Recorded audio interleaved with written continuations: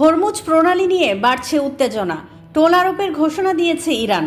মধ্যপ্রাচ্যের অত্যন্ত গুরুত্বপূর্ণ জলপথ হরমুজ প্রণালী পার হতে জাহাজগুলোকে টোল দিতে হবে, এমন ঘোষণা দিয়েছেন ইরানের পার্লামেন্টের ডেপুটি স্পিকার হাজি বাবেই। পাকিস্তানের রাজধানী ইসলামাবাদে ইরানি প্রতিনিধি দলের সঙ্গে বৈঠক শেষে সংবাদ সম্মেলনে যুক্তরাষ্ট্রের vice president JD Vance Hormuz ইস্যুতে সরাসরি কোনো মন্তব্য করেননি। বিশ্ব জ্বালানি সরবরাহে হরমুজ প্রণালীর গুরুত্ব অপরিসীম।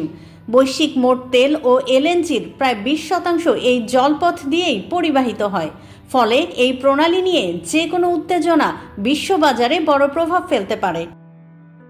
চলমান যুদ্ধবিরতির আলোচনাতেও হরমুজ প্রণালী একটি গুরুত্বপূর্ণ ইস্যু হয়ে উঠেছে।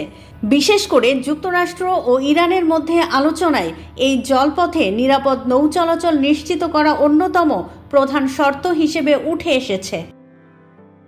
হাজি বাবাই বলেন, হরমুজ প্রণালী তেহরানের জন্য রেড লাইন। তার ভাষায় এই প্রণালীর পূর্ণ নিয়ন্ত্রণ ইরানের হাতে এবং এখান দিয়ে চলাচলকারী জাহাজগুলোকে ইরানি মুদ্রা রিয়ালে টোল দিতে হবে।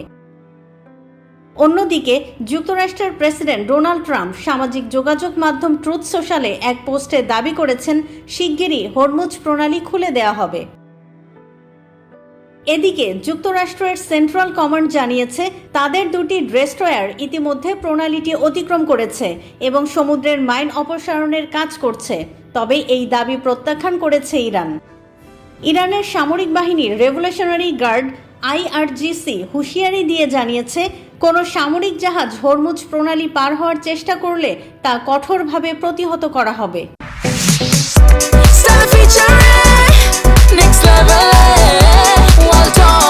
Side by side fridge.